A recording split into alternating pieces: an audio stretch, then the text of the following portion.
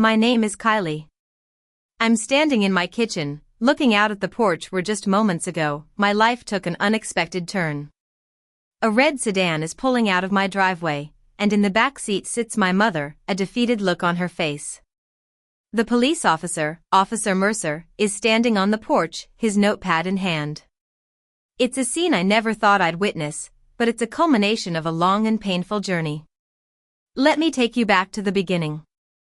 I'm a forensic accountant, which means I'm good at following paper trails. My job is to find the truth hidden in the numbers, and little did I know that my skills would one day be put to the ultimate test within my own family.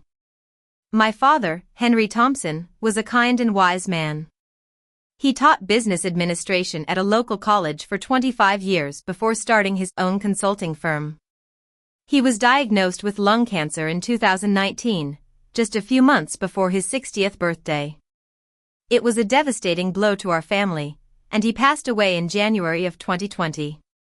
I was 26 at the time, and his absence has been a constant ache in my heart ever since. My husband, Ryan Miller, is a 33-year-old software engineer. He's the calm in the storm of my life, the one who understands me without me having to say a word. The night we got engaged, he looked into my eyes and said, "You don't owe her anything but the truth." That's enough.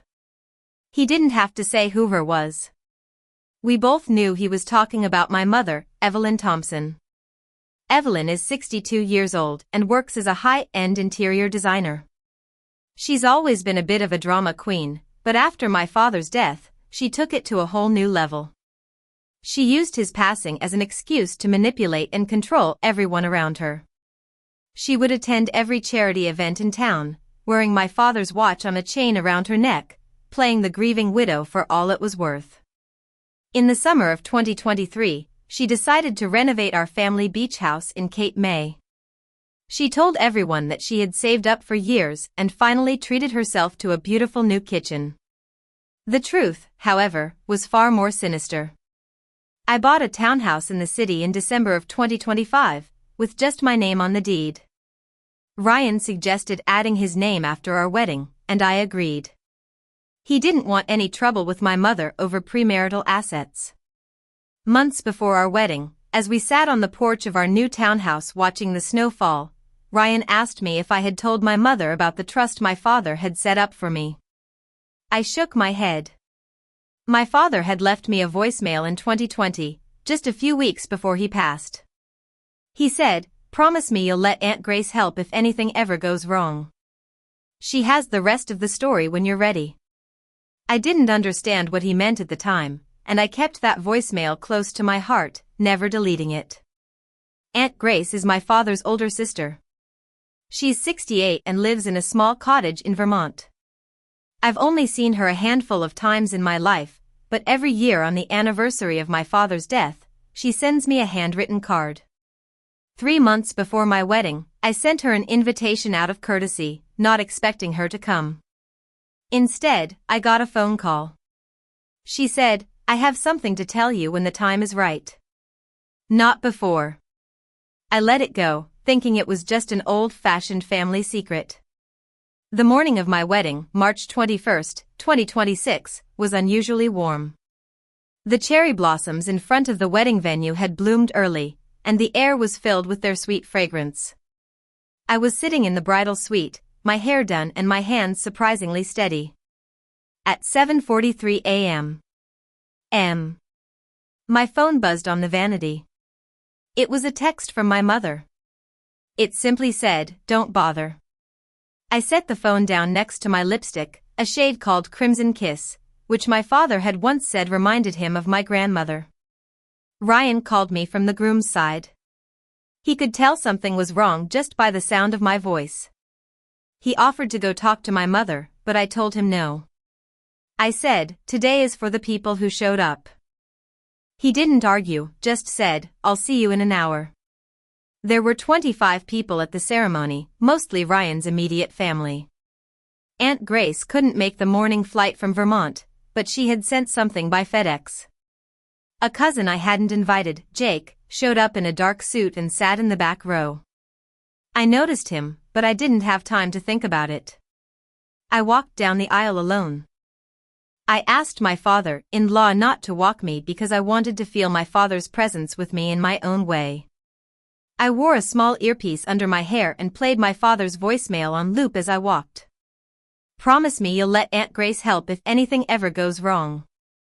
After the ceremony, as guests were starting to move to the side hall for hors d'oeuvres, Jake caught my elbow. He said, "Whatever she's about to say, it's not true." I asked him what he meant, but he just pressed a small card into my hand and walked away.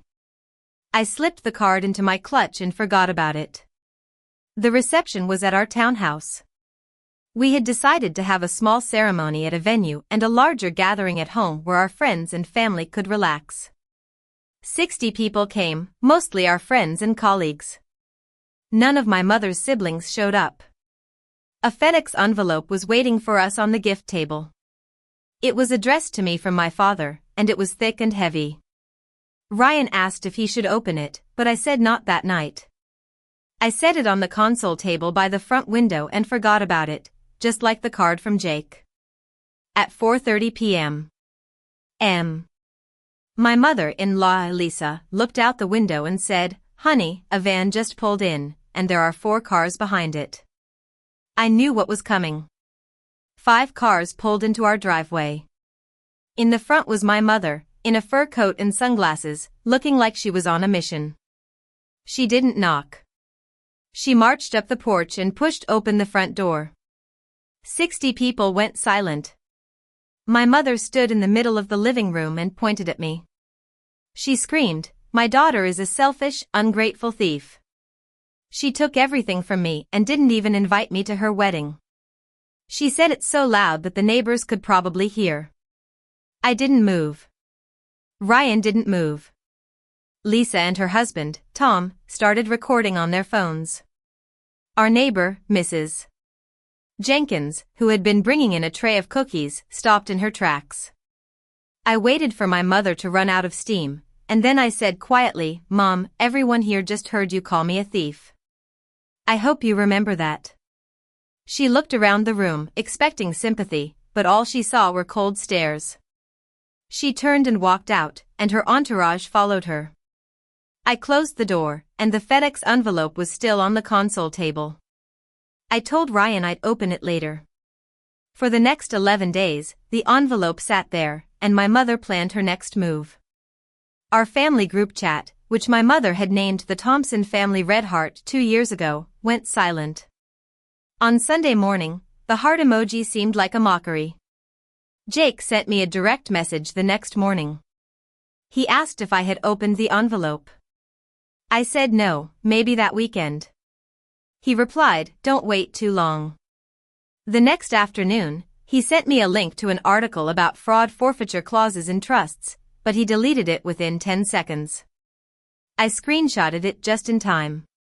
On day 5, Aunt Grace called me. She said, "I have a flight in 2 days. Can you pick me up at the airport?" I picked her up on Tuesday afternoon. She had a small suitcase and an old briefcase that I recognized but couldn't place. She didn't mention my mother in the car. She asked about my work and Ryan's mother's cookies. She came to our house every afternoon for the next 6 days. She drank tea from a chipped cup that had belonged to my father. She didn't bring up the FedEx envelope, just said, "When you're ready, dear." On day 9, Mr. Harris, my father's longtime banker, called me. He said, "Your father set up an annual reminder for me to check in with you in March. There's something I should have told someone 3 years ago. There was a withdrawal from your trust in 2023 that I wasn't comfortable with." I wrote a note. I asked him to email it to me, and he did. On the evening of March 31st, Aunt Grace and I were sitting on the porch. Ryan was inside organizing the wedding gifts. Aunt Grace looked at me over her teacup and said, "Tomorrow she'll make her move. You'll be ready." At 9:50 a.m. On April 1st, my mother sent me a text. It said, "Send $12,500 to my account by the end of the day, or I'll have you arrested for theft. You took what wasn't yours." Ryan was pouring coffee when I read the text aloud. He stopped and looked at me. The number was specific, not a round figure. I knew it wasn't a random number. I wrote it on a sticky note and stuck it to the cabinet. I opened my laptop and typed Henry Thompson Trust Withdrawals 2023, but then I closed it. I knew the answer was on the console table. Aunt Grace had let herself in with the spare key Ryan had given her. She was sitting on the couch, watching me. I said, "I'm ready." I opened the FedEx envelope.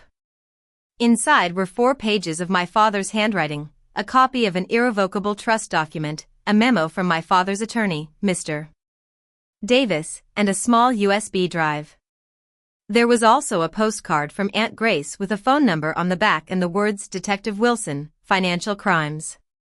I read my father's letter aloud. In it, he warned me about my mother. He said she had married him for his money and had always tried to control me. He had set up the trust to protect me and had given Aunt Grace the task of watching over it. He said if my mother ever tried to harm me, I had the means to fight back. I called Detective Wilson. He told me not to engage with my mother, to document everything, and to respond in writing. I decided to send her a certified letter with $1 and a note saying it was my response to her demand. I went to the post office and mailed the letter. Then I had the locks on our house changed. When we got home, Lisa and Tom were there with a casserole and coffee. Ryan showed me the doorbell camera app, and we could see that everything on the porch would be recorded. At 3:10 p.m. A red sedan pulled into our driveway. It was my mother. She rang the doorbell, knocked, and then called my phone. I let it ring. She called the police and reported a theft. A few minutes later, Officer Mercer arrived. He was polite and professional. He asked my mother who had placed the call. She said, "My daughter stole $12,500 from me. I have proof." She held up a receipt from the beach house renovation. I told Officer Mercer I had documentation inside. He came in, and I showed him the folder with all the evidence, the USPS receipt, the trust document, Mr. Harris's note, and the postcard with Detective Wilson's number. Mercer flipped through the folder and saw the detective's name. He nodded and then stepped back out onto the porch. He opened his notepad and read, "Prior report filed March 12, 2026. Subject, Evelyn Thompson. Allegation, misappropriation of irrevocable trust funds. Principal, Kylie Thompson. Case open. Investigator, Detective Wilson." My mother's face turned white. Her hands started to shake. She tried to defend herself, saying the money was hers, but she ended up confessing to the misappropriation in front of everyone. Detective Wilson arrived at 4:15. He showed his badge to my mother and said, "You don't have to say anything. We'll talk at the precinct." He explained to me that my father had set up a fraud forfeiture clause in the trust. If my mother was found guilty of misappropriation, her right to live in the beach house would be revoked. My mother was taken away in Detective Wilson's car. The neighborhood was quiet again. Ryan put his arm around me, and Aunt Grace said, "Your father knew this day would come. Now you can move forward." In the days that followed, Detective Wilson called with the formal update. My mother was charged with misappropriation, a felony, and filing a false police report, a misdemeanor. The probate court would review the fraud forfeiture clause on the beach house. Jake called me the next day. He told me that my father had paid for his college tuition when he was in a tough spot. He asked me to pay it forward, not back. I cried on that call, realizing how much my father had done for others, even in his final days. A week after April 1st, our house was quiet. The doorbell camera blinked steadily, and the new locks on the doors made me feel safe. I framed my father's letter, the USPS receipt, and the white rose from the porch railing on the wall above my desk. I left the old briefcase on the bookshelf, knowing that I'd open it when I was ready. As I sit here, looking at the framed items, I realized that love shouldn't be measured by money. My father's love was in the plan he made to protect me, and I'm grateful for that. If you're going through a similar situation, write down the truth, keep the evidence, and never let someone rewrite your story with money.